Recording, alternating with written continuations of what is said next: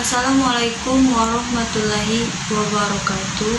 Segala puji bagi Allah, Tuhan semesta alam, yang mana Allah Subhanahu wa Ta'ala telah menciptakan 7 lapis langit tanpa tiang dan menciptakan 7 lapis bumi tanpa gantungan. Dan kita umat Nabi Muhammad SAW bernaung padanya. Kemudian salawat beserta salam tak jemu dan tak bosan-bosannya kita berikan kepada baginda Muhammad SAW dengan mengucapkan kalimat Allahumma shalli ala wa sallim wa barik alaihi. Mudah-mudahan kita senantiasa mendapat syafaat yang dijanjikan oleh Nabi Muhammad. Dan pada kesempatan kali ini saya akan membahas majelis ilmu singkat mengenai syukur. Syukur dalam penerapannya mempunyai banyak dimensi dan warna yang berbeda. Syukur dalam agama Islam mempunyai peranan yang penting dalam mengatur tindakan yang berangkat dari hati. Kalau kita mau melihat fenomena kekacauan yang terjadi pada akhir zaman ini, kita akan mendapati bahwa salah satu akhir masalah dan kekacauan tadi adalah kurangnya rasa bersyukur yang dimiliki oleh manusia dan jauh dari mengingat kematian. Syukur yang benar pasti akan melahirkan perilaku yang baik dan tepat. Allah berfirman tentang keharusan bersyukur dalam surah Al-Baqarah ayat 152 dan 172. Artinya seperti ini. Maka ingatlah kepadaku, aku pun akan ingat kepadamu. Bersyukurlah kepadaku dan janganlah kamu ingkar. Dalam ayat satunya Allah berfirman yang artinya, wahai orang-orang yang beriman, makanlah dari rezeki yang baik yang kami berikan kepada kamu, dan bersyukurlah kepada Allah jika kamu hanya menyembah kepadanya. Dua ayat di atas secara jelas memerintahkan kita untuk bersyukur atas apa saja yang Allah beri. Selain itu, Rasulullah SAW bersabda, sungguh menakjubkan urusan seorang mukmin, semua urusannya adalah baik baginya. Hal ini tidak didapatkan kecuali pada diri seorang mukmin. Apabila mendapatkan kesenangan, dia bersyukur, maka yang demikian itu merupakan kebaikan baginya. Sebaliknya, apabila tertimpa kesusahan, dia pun bersabar, maka dan demikian itu merupakan kebaikan pula baginya. Hadis riwayat Muslim.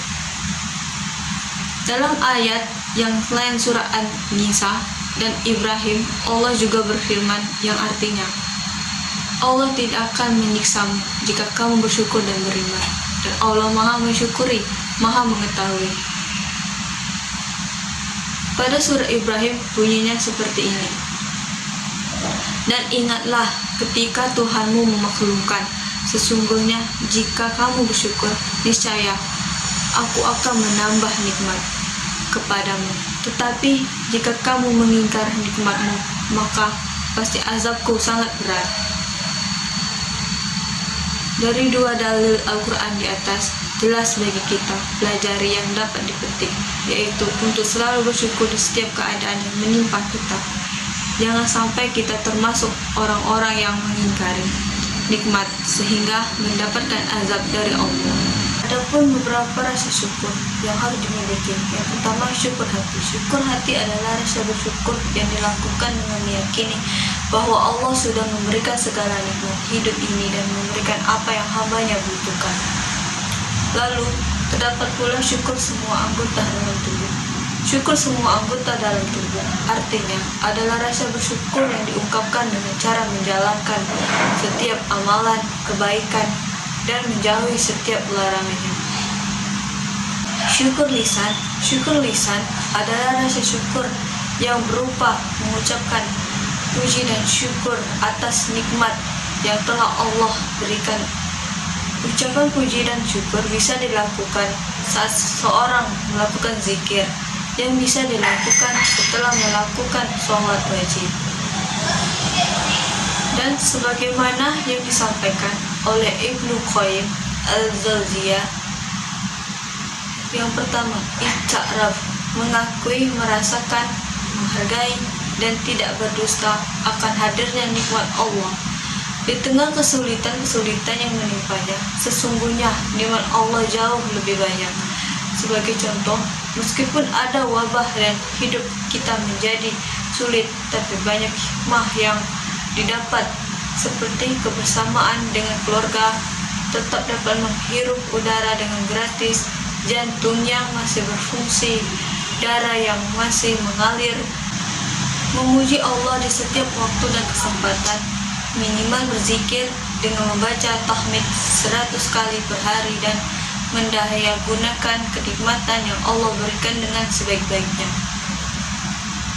Lalu menambah ketaatan pada Allah.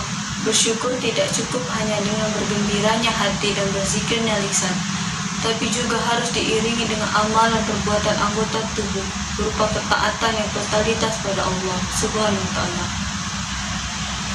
Bersyukur juga berarti sabar atas nikmat Allah yang berupa musibah. Mengapa musibah bisa disebut juga sebagai nikmat? Karena dengan musibah kita menjadi tidak lalai.